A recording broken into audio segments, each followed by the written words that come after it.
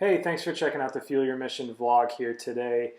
Today we're going to talk about when is it okay to quit, or when is it acceptable to quit. The phrase that most often comes to mind is quitters never win and winners never quit, right? So there's this mantra that quitting is this awful, terrible, horrible thing. We've got quotes from entrepreneurs, from athletes to celebrities, from world champion, Olympians, that are all encouraging you to stick with something through and through and never give up on that. And I think obviously there could be a number of different blog posts and videos done about the virtue of holding on to something when you feel like quitting. What we're talking about here today and what we're going to go into in a little bit more detail, I've got a few points that I want to convey about situations where it is perfectly acceptable and in fact encouraged for you to quit, with the caveat of moving on to something else that you really want to do, something else that really matters most to you. But I want to reiterate that the logic of quitting is your last resort. You've got to really work on dumping that out of your mind. So without further ado, there's a few scenarios that I think are critical as far as when you should quit. The first of which is when what you're doing no longer aligns with your values. So for example, if you join a company and the reason you're joining that company is because you have a certain connectivity to the product or to the way that the business model of this certain company works. Maybe they revolve their business around the customer and they really have a customer-centric approach to their work. Maybe it's a philanthropic endeavor that you're working on, or a nonprofit organization, or whatever that looks like. Maybe it's classes that you're taking in school right now.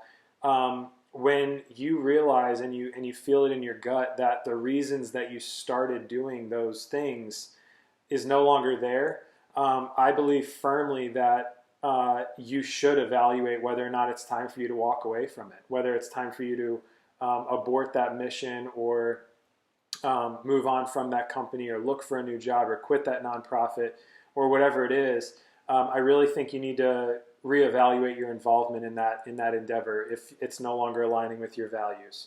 The other thing, point number 2, would be when you're not reaching any of your personal goals by continuing. And this is a huge one. It was really, really beneficial for me to come to that realization and come to grips with that in my career, in some choices that I made where I wasn't furthering myself by staying in this position. Obviously, there's a lot of exception here, so please don't misinterpret what I'm saying as the second that you're not getting anything out of it, you just quit. That's not what I'm saying. I'm talking about a pattern, a pattern of development over time where if you're not growing, you're not being mentored, you're not being led, or even developed, whether it's your skills, whether it's your knowledge base, whether it's your experience, your expertise, if you're not honing your craft, as they say, or getting better at the skills that you really want to perfect, or even working towards your longer term goals, the minute that stops happening, you need to start evaluating. Obviously, there's a lot that I'm not going to cover in this video just for sake of time. And some of those things would be obviously how can you try to reach your personal goals within that endeavor. But I do believe that if you're not reaching your personal goals consistently for a long amount of time, it's time to move on. The third area would be when you're not seeing progress. And this is another big one, because it can really be a drain and a time suck when you're kind of stuck in that rut and you're just churning out and you're really not seeing progress. The big example, the best example that I could give you here would be in a startup culture. Or you could probably swizzle that to some type of school endeavor. When you are hell-bent on succeeding, that can absolutely be a huge positive. Don't let anyone take that away from you. When you are determined to succeed at all odds, great things can happen. However, what does happen sometimes is you get the blinders on, and you see this a lot with young companies, with startups. Go and research a few of them, but companies that eventually shut the doors because they were told from their customers and their investors and their board and their other employees that they've got to make changes, or they need to tweak things, or they need to go after a different market, or they need to pivot the brand or pivot the company. And that hard-headed refusal to see everything around you confirming that it's time to move on or time to step away or pivot your product or company or your coursework, whatever that may be. I think ignoring those things and continuing to forge on will only lead you to heartache further down the road, where you could have used that time wisely and moved on to something else and been successful. So I really would encourage you to be careful in that area and really think through what exactly is being achieved, and those milestones. You've got to set milestones. You've got to set objectives and goals for yourself.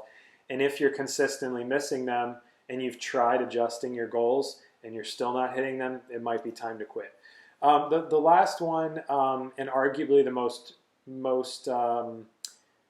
important and personal to you as an individual, would be when you just have no passion or interest for what you're doing anymore.